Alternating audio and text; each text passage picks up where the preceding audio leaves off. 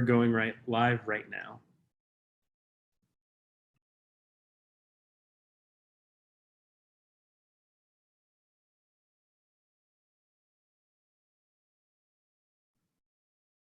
Hello, everyone. Thanks for tuning in. In a couple minutes, I'll kick things off. For now, we'll give you some time to join. And throughout this whole conversation, we're going to encourage questions. So feel free to start saying hello in the chats. And if you have any questions coming in the workshop, share them at this time.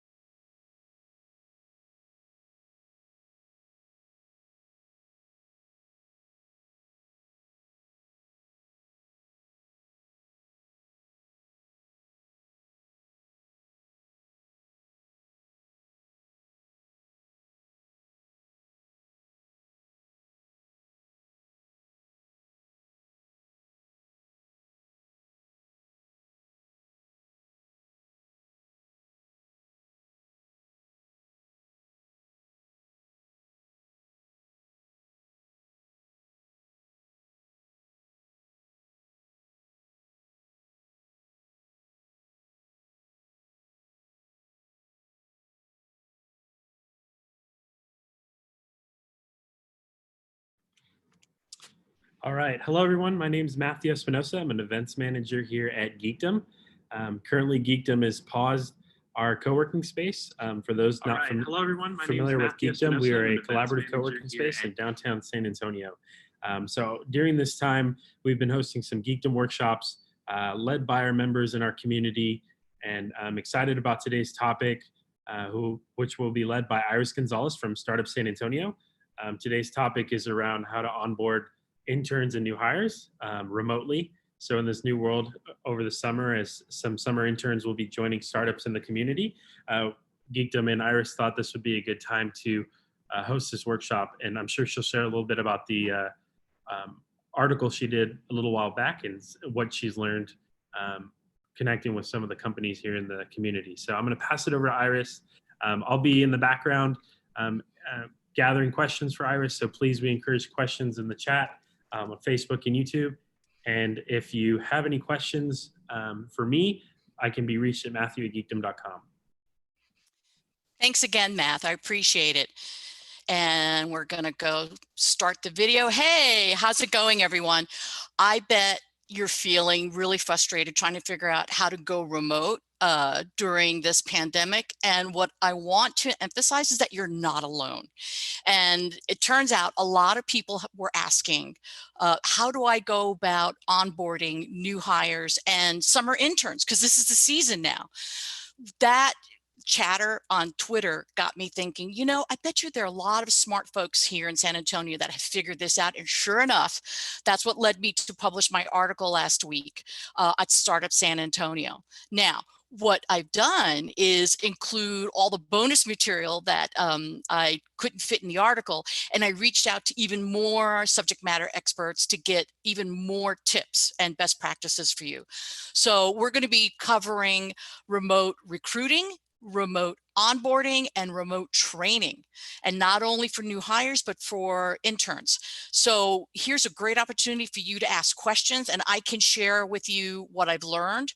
Also, if you find it distracting to take notes of what I'm going to be covering over the next hour, I've uploaded the outline, the detailed outline, plus the remote employee onboarding checklist that I'm going to share at the end.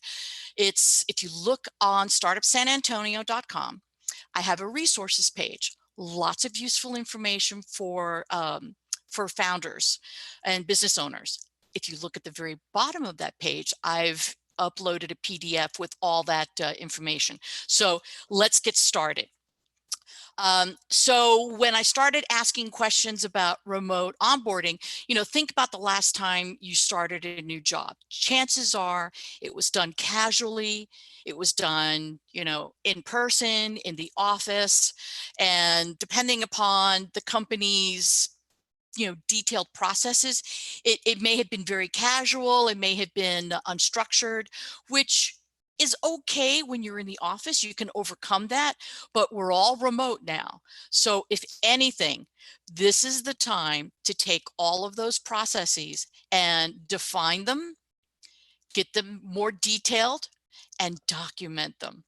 Because once you have it defined and documented, it now becomes a repeatable process that you can give to anybody to reproduce at your startup or at your small business. And this is true for big companies too. You'd be surprised. Some companies, they have the process chunked up and it's not necessarily coordinated. So not only do you need to define and document your process into some kind of a detailed spreadsheet, a playbook, Google Docs, something that has detail to it, but what a lot of the experts told me is to think big, to think about the entire spectrum of what it takes to bring on a new person into your organization. So that's why we're going to be talking about recruiting and training, because everyone emphasized that broad spectrum of bringing in a new person and making sure that they feel comfortable and they fit in and they're no longer new, they're now being productive, right? And they're a happy, engaged employee, is that you start with writing the job description, how you're going to do the recruiting, all the way through to the HR type of onboarding and the paperwork that's required, and all the way to training and getting people comfortable with your company culture.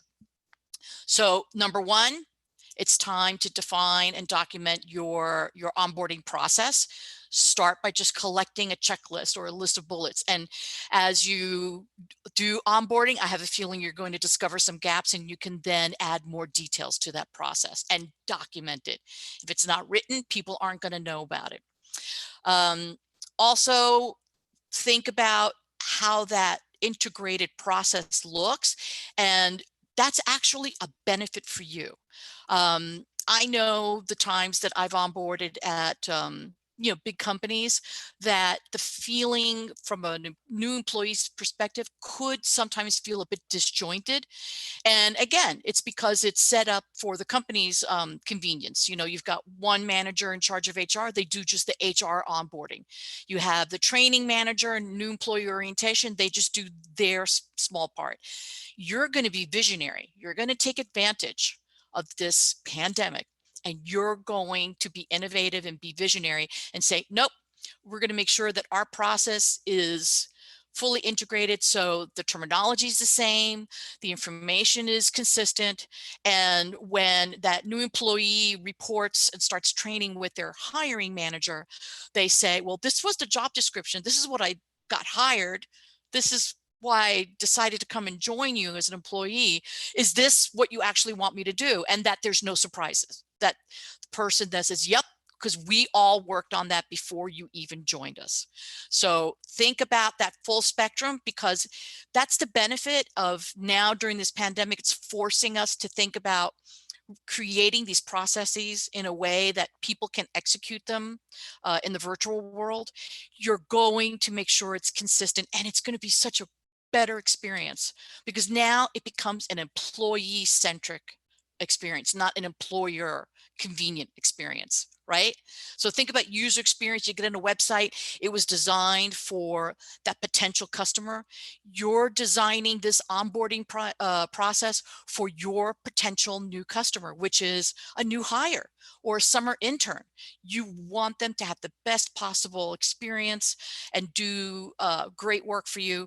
Make sure that that process is integrated all the way across from beginning to when they finish their training.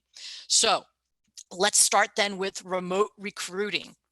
So what I have discovered is in talking to experts, and that recruiting has changed just in the last 2 months. It's changed dramatically. And what recruiters are now telling me is that they expect these changes to become permanent. Once you do everything remote and you realize, we really need to develop these relationships with potential job candidates and make them feel like we really want to get to know them, they're not going to want to go back to the way things were before the pandemic started.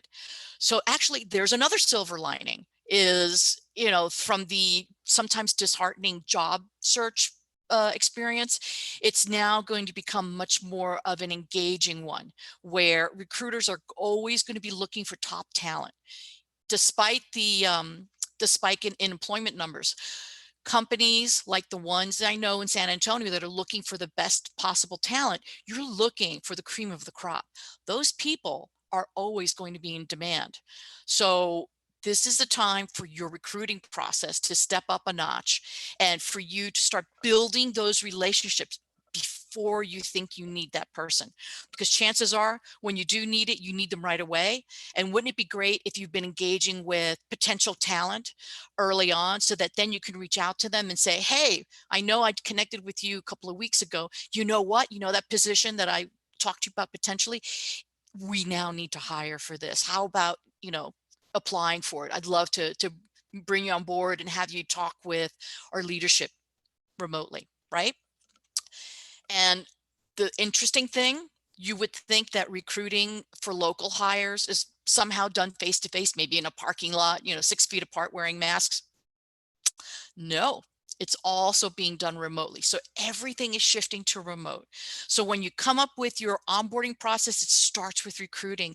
And that means if you really need to take a deep dive into looking at how are you recruiting people. And if you're a small company, it may not be that involved, but that means you need to somehow keep track with a candidate management tracking system of some kind, whether it's, software that you buy for that purpose, or if you're a smaller business owner or startup, maybe, it's a very high level, spreadsheet. If you're starting to lose track, and you will as you grow, that's the hope, right? That you start growing your company and you need to hire more and more people. So just remember, once you grow from just a handful of people, you're going to have to start tracking everyone, including people you would like to hire sometime in the future. Start building those relationships now. And people are home. You can catch them. You just need to be able to engage with them. And that's all being done virtually. Now, when it comes to training is also being done remotely. You would think, you know, before COVID-19, you show up, you shadow someone. I've done shadowing. It's awkward. It really is awkward. You're standing next to someone's computer. They don't want you there. You don't want to be there. Let's be honest. Shadowing in person can be a bit of an awkward experience. So it turns out that the people I talked to for the story said, you know what, another silver lining that we've discovered is that remote training is actually more productive and less awkward doing it remotely. And we have the tools to do that now. One good technique is you schedule, say, a Zoom video call where you can share your screen. And the first half of the session, you're explaining a process and you're sharing your screen and walking through how you would do a particular process. And then the second half of the session, the training session, you can have the person that you're training, whether it's an intern or a new hire, say, okay, now you share your screen with me and let me look over your shoulder virtually, and I can give you feedback real time. You're not leaning next to someone's desk uncomfortably or sitting on a guest chair. I mean, it's just, it turns out to be much more productive. And if you record the call, then the trainee can refer to that recording afterward to refresh their memory. Think about it. You've gotten trained on new processes, right? The first time you ever try something, it's overwhelming and you will forget details, even if you take really good notes, because you may not be a good sketch artist. You know, you're not going to remember what part of the dashboard and you're trying to visually recall that. Recording it in a video that has, you know, you doing it first and then the person trying to do it and you giving live feedback, really an invaluable training tool. So use that and make that part of your remote training segment of your onboarding. Now, I'm doing a lot of talking. I'm hoping that we have some questions. So if you have questions, please, Matthew is going to be sending them to me. But meanwhile, if not, I'm going to keep going. So let's talk about interns. Now, interns are new hires. They're new temporary hires, short-term temporary, but they have some special characteristics that you may not necessarily think of when you're onboarding a new hire. For the most part, interns are going to join your organization with very little life experience of working in an office environment. So they may not understand organizational charts or understand reporting chains, or, you know, military are big on, you know, chain of command, but chain of command also works in any organization where you always look to answer a question at the lowest possible level. You don't want to take up a top leader's valuable time with something that could easily be answered at a much lower level. So all of these basic concepts that we as workers with some experience kind of already know, you can't take that for granted in an intern. So before COVID-19, you would have interns come into the office and you would do the onboarding in person and walk them around and introduce them to everybody. And they would absorb it. They would absorb what it was like to work in an office. You can't do that now. So you need to do that virtually. So when it comes to recruiting interns, you can start by narrowing down their job description. And if it's a discovery process, like, you know, we're going to hire an intern to do digital marketing, you know, specific projects to be determined as part of the onboarding process. You at least give them an idea of what it is they're going to do, but you can't necessarily have interns working on a more collaborative discovery, you know, discovering what their project might be, because we're not in the office anymore. So if you can narrow the scope and give them a project that they can complete independently, then you're not going to add that extra layer of potential frustration for an intern to try to figure out, who should I talk to again? I mean, you'll give them those resources, but again, it's a lot to absorb, and they're going to be with you with a limited time frame. So give them a concrete chunk of a project that they can complete somewhat independently with check-ins, daily and weekly check-ins with you. At first, it probably will need to be daily as they become more comfortable and they feel confident in what they're doing. It depends on the intern. Then you can probably transition to weekly. And that same thing goes for training. You may not necessarily be able to fire hose an intern, virtually. So instead of saying, 2 days of you shadowing me and you just being overloaded with a lot of new information, let's take 16 hours of in-person training, and we're going to chunk it up into 60 to 90-minute training calls using that same technique I just described with new hires, where you're describing a particular process, you're showing your screen, you're sharing it to them, recording the call so they can refer to it afterward. And then the second half of the call, you can ask them to give it a try and you can give them some live feedback. It means that you're going to probably be doing that for interns, every day for maybe a week or two, but better chances of success. And they'll have those recordings to go back to. And then finally, remember, because interns may lack that work experience, they probably don't know what to do with their downtime. I finished my project early. I got nothing to do. If you're in the office, you can see an intern is looking for something to do, and they'll pop their head in, or you'll see them, chatting with someone, say, hey, did you finish XYZ? And you can do that visual check, but we can't do that now. So just explain up front, here's, let's talk about clear expectations for how productive I'm expecting you to be. And you can talk to me if you think those are reasonable expectations, and we can keep that dialogue going so that, oh, this project was easy for you, then you've got free time and you're ready for something more challenging. Awesome. I'm glad you came to me. You knew to come to me and let me know. Let me go ahead and get you started on something else. So David Jones is getting ready to onboard some interns for the summer. And so he asks a question: what are the most creative things you've seen companies do to help bring company culture to the people they are onboarding? David, you must be psychic, because that was the next topic I was going to talk about, which is, how do you transition company culture to the virtual world? You have interns. What do you do with interns? Usually the first day, right? You take them out to lunch. New hires, the same thing. Lots of new hire lunches or happy hour, if that's what your company culture is. You can't do that anymore. So how do we do this? Use technology. If you have Slack, welcome them on the company Slack channel, and you can remind the hiring manager. If you have a larger company, if you're the person who's done the hiring, then you send out a welcome email to everybody on your team, welcoming the intern. Helpful if you have a photo, if not, but it's nice so that they can visually put a picture to the person, and make sure that that person has access to all of those platforms and tools when you do this.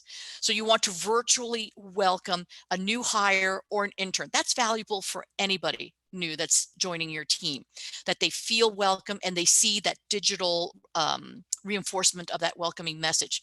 Remember, you've got to communicate your company culture. This is a great way to do it.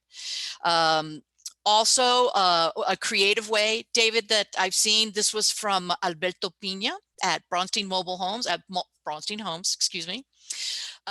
He, instead of doing the lunch out, because we're not eating together anymore, he will send each team member a $20 gift card, and you can do it digitally, to buy food and help support, a local restaurateur.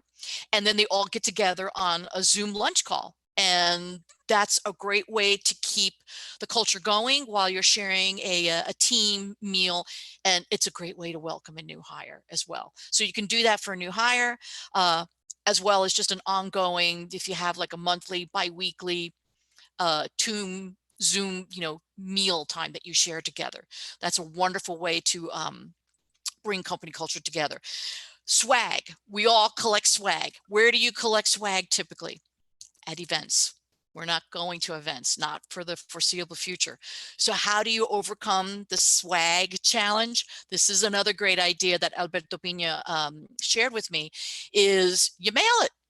So you got a new hire or a summer intern, you want to make them feel welcome, send them a care package, you know, t-shirt, ball cap.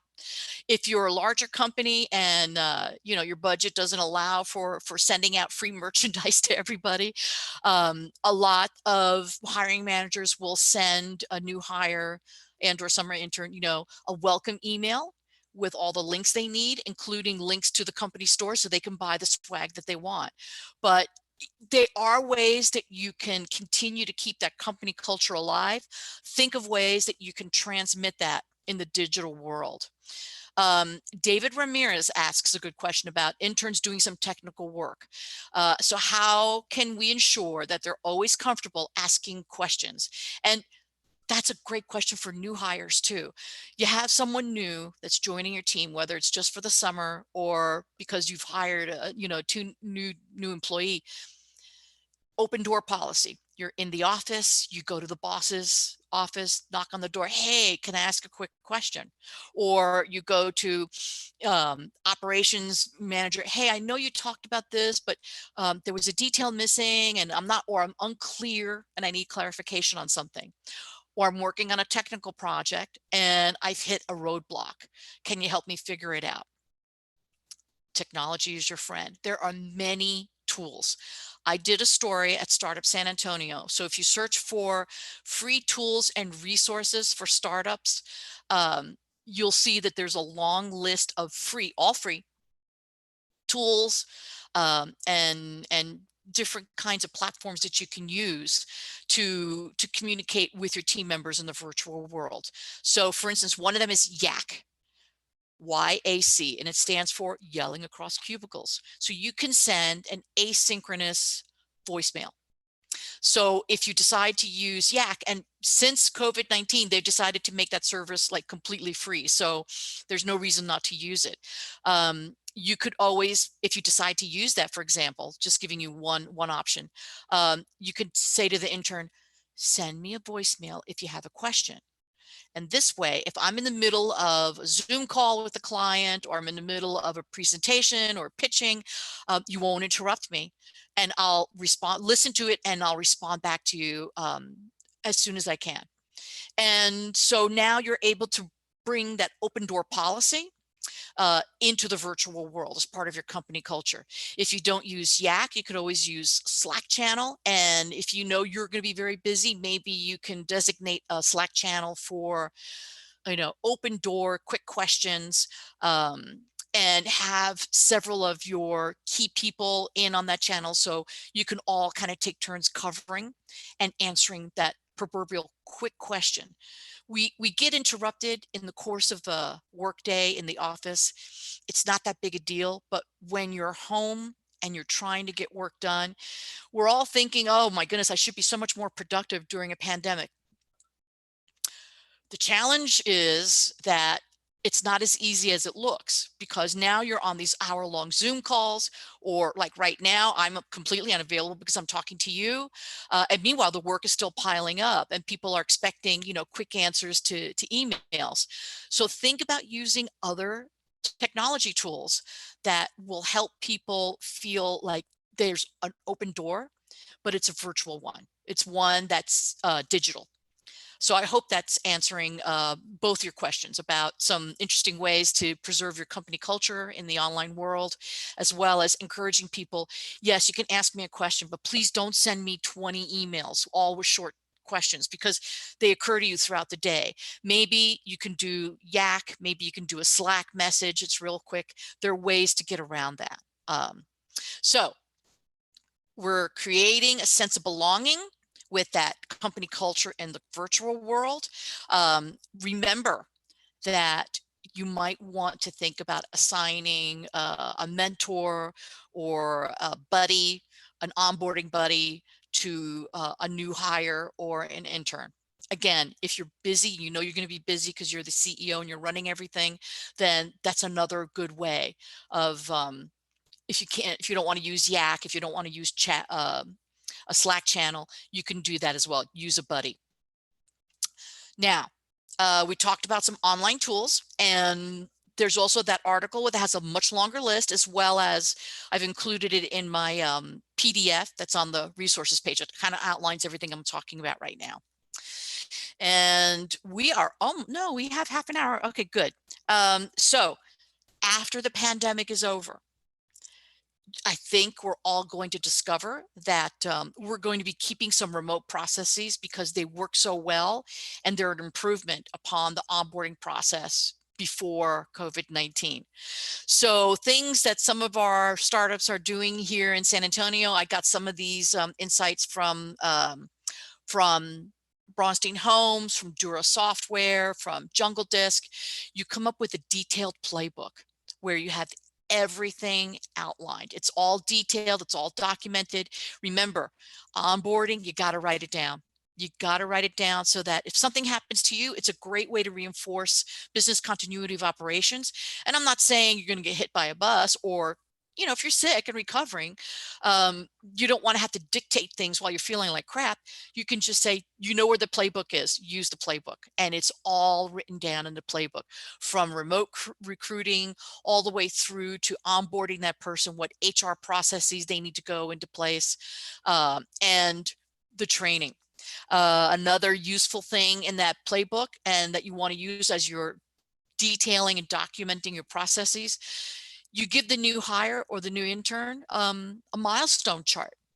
Here's a chart. Here's the milestones that we expect you to complete as part of your onboarding and expected completion dates. And that gives the new hire a nice checklist to go through. From I gotta get paid, so I gotta go to HR and get all my payment information, insurance, benefits, all the way through to getting access to all of the, you know, company laptop if you offer one, access to the company email, access to the company Slack channel, all the different accounts, Zoom accounts. It's a long list of things. And again, I'm reflecting back on when I've onboarded in person into different workplaces, and I have more frustrating stories and happy stories to share, because people just, oh, I forgot that you needed a computer and an email account, and I've been on the job for a week and I don't even have email, and I need email to complete the onboarding. All those little things can add up and add to a not so great impression of your company. So here's a wonderful opportunity for you to document it and create it in a repeatable process for onboarding. Okay, so company culture is something fun. I just discovered this yesterday. Kahoot, K-A-H-O-O-T. It's an online app that basically gamifies. You can either use it for education or, like, for company culture. You can do onboarding quizzes. Dorky, I know, but it makes it more fun, right?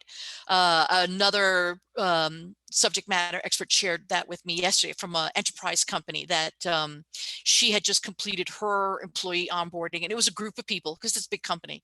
And they, at the end of the onboarding process, they did a real-time online Kahoot game where all of the people that were being onboarded were trying to answer questions about the company that they should know by now as part of the game. And, you know, you win prizes and you win swag, whether it was digital or a gift card or something that you might get in the mail. Again, it's a way of trying to bring that company culture into the virtual world, because we're not seeing each other now for the foreseeable future. And I will tell you, I think remote is going to be a big part of our new normal. Right now, we're living in the next normal. This is not the new normal. We're not always going to be scared of getting this disease.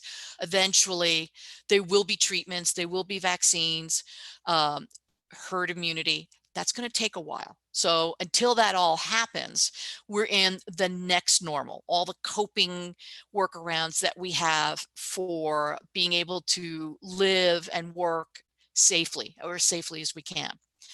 The new normal, when we have herd immunity and there's a vaccine and there's treatments and we can kind of go back to events and go back to offices, I think you're going to find a lot of people are going to say, you know, I like this remote thing and I like having the option of going in for an in-company event with, you know, my coworkers when I want to, but not doing it every single day like we did before the pandemic. Google and Twitter have both announced, you know, I think Google, they're allowing their employees to be remote till the end of the year, and Twitter came out and said, remote forever. This is okay. We're still productive. So if your company can be remote, then start thinking as you're doing the work, because it is work, detailing and documenting your onboarding process. I'm not going to lie, there is some work involved, but the payoff is if you do it, you're going to have happier employees. It's going to be an easier, repeatable process. It's going to make you stand out as a great forward-thinking employer. And you're probably going to continue to do it after the pandemic is over. So why not be innovative now and be one of the few companies to stand out to say, we get it. We get it. We're going to do it and we're going to do it right. And we're going to make our employees happy and productive and continue to kill it, even though we're not meeting in person at Geekdom every single day. We will, I promise you, but not today. So I'm hoping that there might be some other questions coming in. But if we don't have any more questions, I'm going to end with a remote employee onboarding checklist. Again, don't worry about taking notes. I've uploaded the PDF that has this checklist, so you can pull it down from startupsanantonio.com on the resources page. It's all the way at the bottom. I make you look through everything else before you get to the bottom and find it. So if you're realizing, wow, you know, it's time, I need to do remote onboarding, I really need to think about how I'm going to do this, what is the useful checklist for a business owner? So you want to make sure, you know, start thinking about building a list of like all of the links that would be useful for a new employee. And it could be useful in a stage as early as the recruiting stage. How do new employees do research to see if they want to join your company? You know, you look on Glassdoor, you look at employee, you know, employee reviews, but you also look at the company website. If there's no blog and no information about what your mission is, what your origin story is, consider adding that to your website, because people do search for that to kind of get a sense of what the company is like and what the job might be for them. So if you have links to company culture articles, blog posts, videos, maybe you have a YouTube channel or you've done some, you know, videos, company videos, media coverage about you and your company, all of those are very useful to have in a list that you can just pull up and you don't have to recreate each and every time. You can send it to a potential hire to kind of convince them, please take, you know, our job offer, we really want you, all the way to it's going to help a new hire understand what kind of company they're joining. And remember, if you're going to provide a new employee or an intern equipment, laptop, cell phone, whatever it is, make sure that, especially now, since we're all remote, that you order it with enough time so that it arrives, because you would hate for them to be getting paid but sitting on their hands because they don't have the technology and tools to be, you know, productive in the first week or so. You'll want to think about how you're going to schedule your individual or group orientation, and that's where you know, review the mission and vision for your company, as well as your company culture. Matthew had an intriguing question just now. Have I seen or heard things that are really bad ideas? I can only share with you the onboarding horror stories that I personally have experienced, and they tie into a lot of these tips that I'm sharing with you. So for example, the making sure that you have equipment for the new hire ready, right? Oh, that was from David Jones. Okay. I moved into a new position at the U.S. Pacific Command, but the unit was run by civilians and they just kind of forgot what my first day was. And so I showed up my first day, and the command has limited space, but they had 3 months. They knew I was going to show up on this day for 3 months. I showed up my first day, no desk, no chair, no phone, no computer, no email account. I mean, nothing had been done. And so I showed up the first day and it was incredibly awkward to stand there in a crowded office. Everyone's busy. Everyone ignored me. They didn't know who I was. There was no welcome email sent out beforehand. And I snapped. I will admit I snapped, and I told the person, I knew them from before. I mean, I took the job offer because of the strength of the relationship I had with this team of people before. And I said, okay, it's such and such date. Did you forget that I was showing up today? And they, oh yeah, you're right. So the first week I did nothing because it took that long for them to get all those things in place. You don't want your employee to get that impression of you from the start. I mean, so that's a bad example right there. And that's just lack of planning. And so if you're a smaller office, smaller business owner, just something as simple as I created an email address. If they're joining the company, and it's as soon as you log into it the first day, here's your login access, password. And when they log into the email, there's a welcome email or several welcome emails already waiting for them in their inbox. I had that experience at another job, and that was a really happy day as a new hire, thinking, oh, I have something to do. This is so good, because it's awkward when you're new. So the new hire email, it had the beginnings of here's who you need to talk to, HR, the milestones and the checklist. And then there were several other emails one was from my my future manager was welcoming me, and a couple teammates that were also welcoming me. Something as simple as that, you don't know what it does. It's very important, especially now during these unsettling times, to try to put people at ease.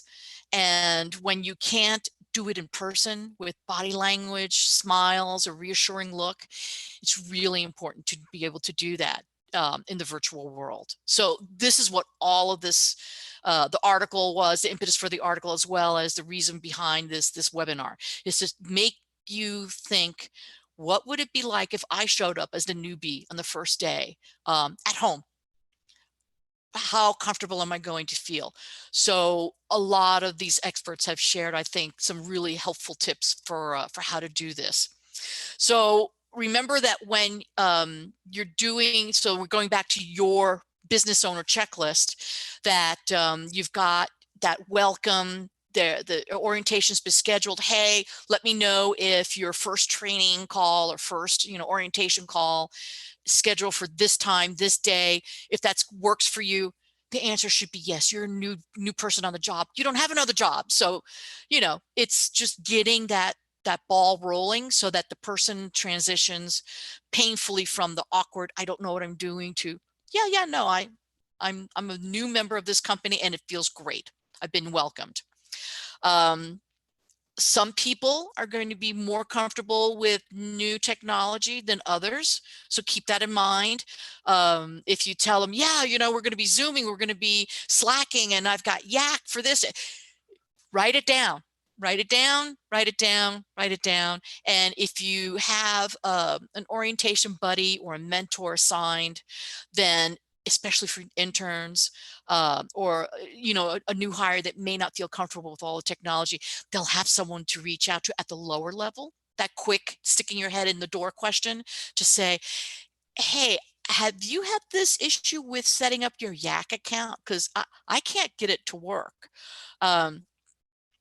I just had an issue this morning. I mean, I use a lot of technology and I was trying to set up a Microsoft Teams Office account, but a business account. And I learned by asking, I called a friend And I say, hey, I'm in this endless do loop. I can't seem to set it up.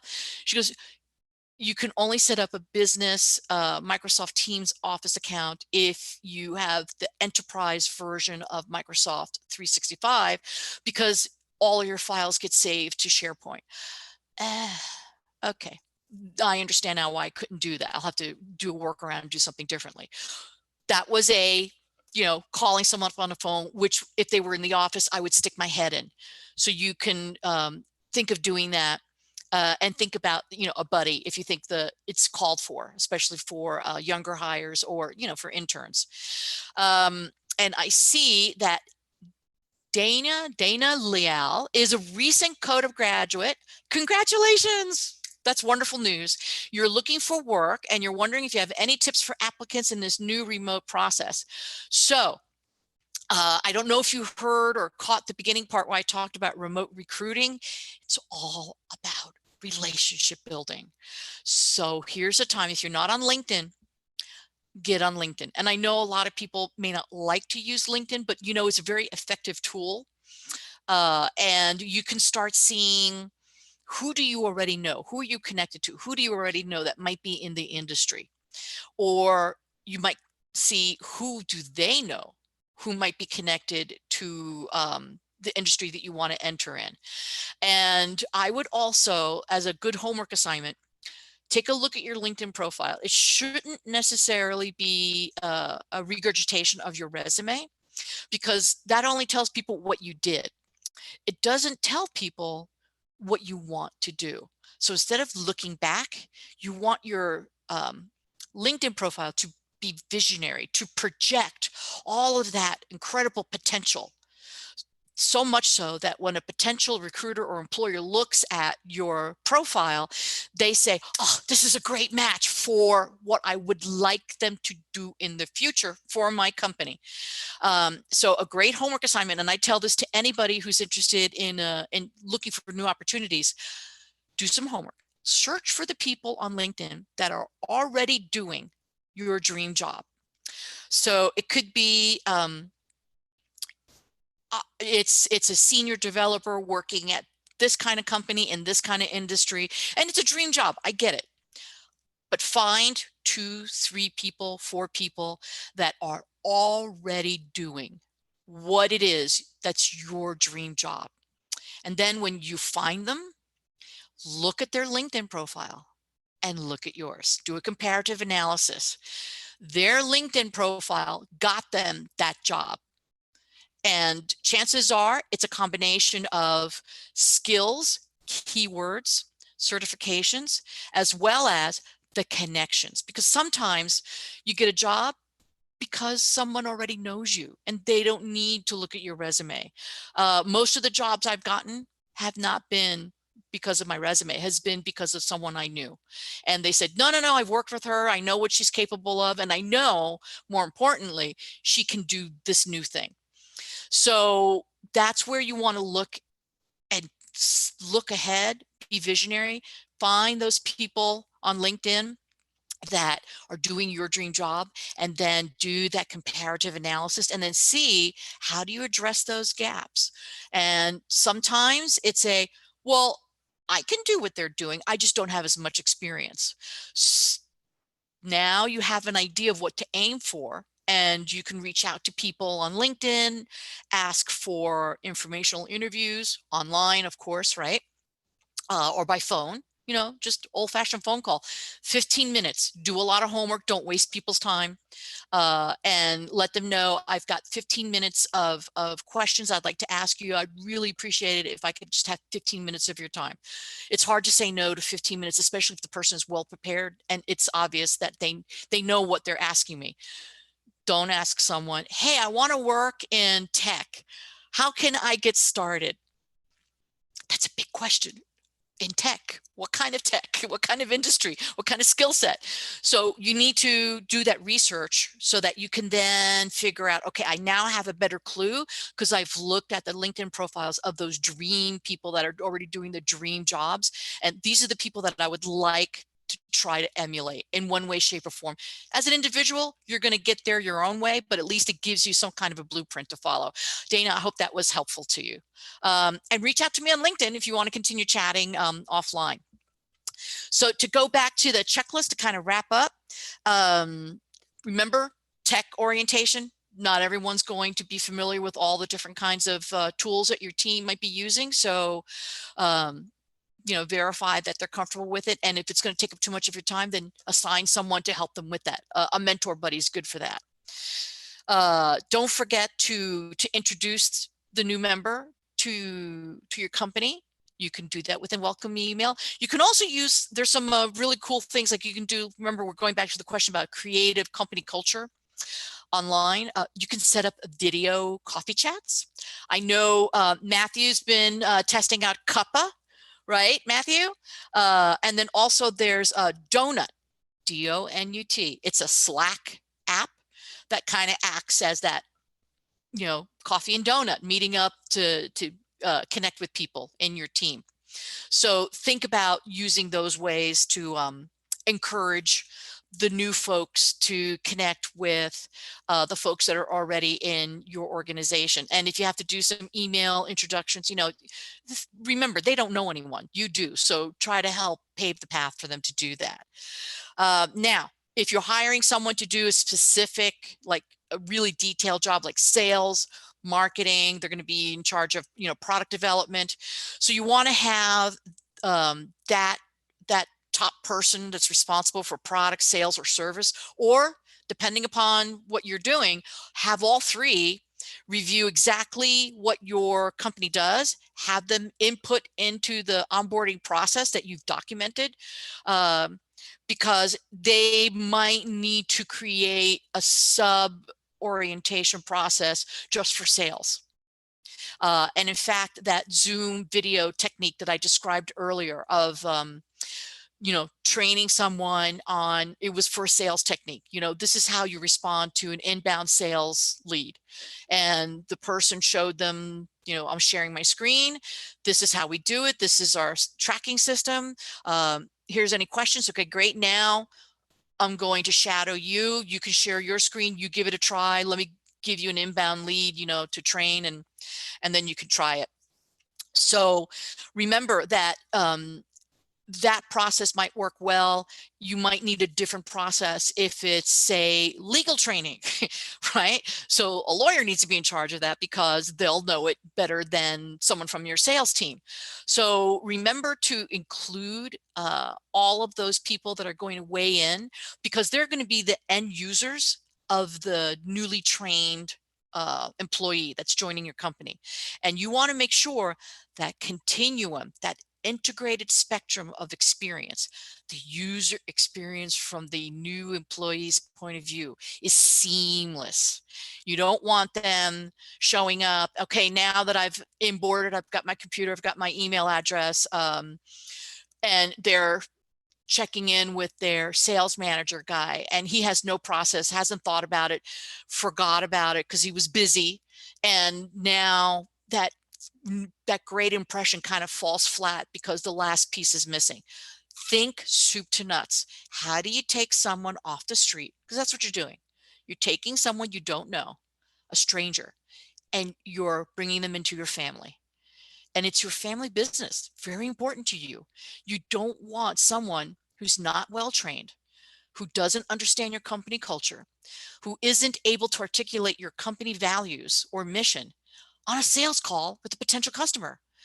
That could lead to a very bad impression. And not because the employee is awful, but because the employee doesn't know.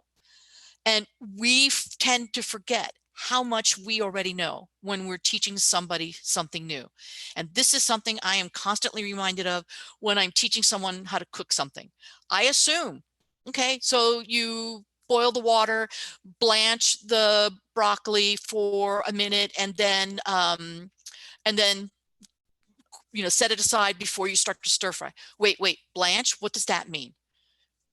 You're only boiling it for a minute. You're not cooking it. You're just going to parboil it, and then you're going to cool it under cold water so that it retains its green color and it doesn't turn brown and mushy when you cook it the second time under high heat in a wok in a stir fry. That's what all of that detail meant by that one word I used, blanch. But if someone doesn't know what blanch means, has never done it, doesn't understand what the terminology is, they're going to be flailing, and they may be too timid, or maybe they'll feel uncomfortable to ask the question, what did you just mean by that right now, blanch? So I use that cooking example to remind all of us that when we're onboarding someone new into our organization, pretend they don't know how to hold a knife. They don't know cooking 101. They don't know what makes your company so wonderful. And so it's your mission to lay all that out in a defined, documented process that can be easily reproduced. And if it's easily reproducible, what does that mean? You can scale. And don't all companies want to scale? If you're a small company and you're onto something really great, your objective is to scale. The way to scale is to create reproducible processes. Reproducible processes means it's written down. So here, see, I even have my remote employee onboarding checklist here, because then I don't have to remember it all. And I can reproduce this webinar at any time in the future because now I have it all documented. This is the same principle that all of these experts shared with me. When it comes to remote onboarding, the big takeaways to remember, it's here to stay. It's not going away anytime soon. Chances are you'll still be doing this after the pandemic is over. We're going to continue living. We're going to continue hiring. We're going to continue growing our businesses. So why not start now and make our onboarding processes the best ones possible and remote? So I hope that this has been incredibly helpful to all of you. If you have any other questions, feel free to reach out to me. You can always connect with me at startupsanantonio.com, and I answer all those emails. You could also connect with me on LinkedIn. And if you go to the website, startupsanantonio.com, take a look at the resources page. There's tons and tons of really wonderful resources that I've collected from our ecosystem here in San Antonio that help anybody get started on their new startup or small business. At the very bottom of that page, you'll find a PDF that has a detailed outline of the bullets I just discussed, as well as the remote employee onboarding checklist for owners. So that's it for me. If you have any other questions, like I said, follow up with me offline. And I hope everyone is just killing it in this